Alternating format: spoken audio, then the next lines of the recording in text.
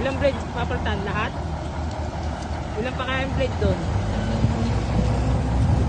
Walang po alam. Dalawa na rin. Ah, meron dyan dalawa? Oo. Buti may stock kayo.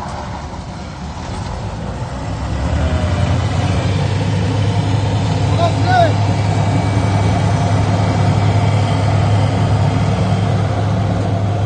Yo, driver, that's why I need the signal.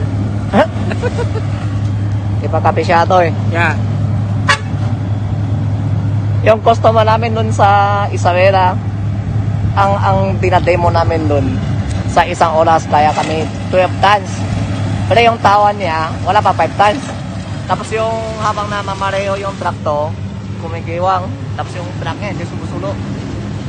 Umalis na yung truck to. Yung truck, hindi pa tumating. Nahulog. Nahulog. Kaya talaga palagi nasasanay yan eh.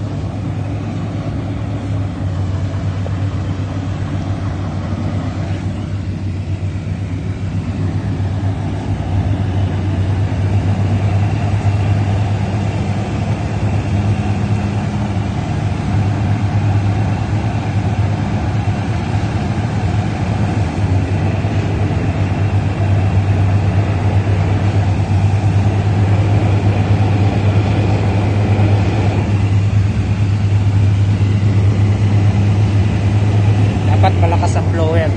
Oo, malakas ang hangin yun. Kasi alis yung tahon. Yung trash niya, less trash. Dati kasi yung company, hindi sila priority sa agriculture. Ang priority na yung heavy duty equipment. Construction. Oo, kami pina-adjust namin. Kaya yung mga dati yung 2023, 2024, mga customer nila nawala. Kasi hindi sila focus. Sa construction, malakas yung ito, na yung brand. Lalo dito sa Batangas. Sa mga kasada, makikita mo yun eh. Sa Southern Luzon, talaga Batangas ang malakas kami. Pero kung sa Northern Luzon, sa Lechon 1 at Lechon 2, yung sa Ilocos, saka Isabela.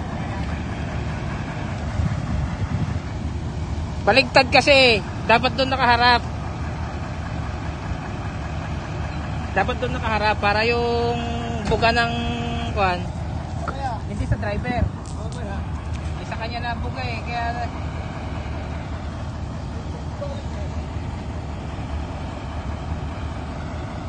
diyan nabubuya yata tubig.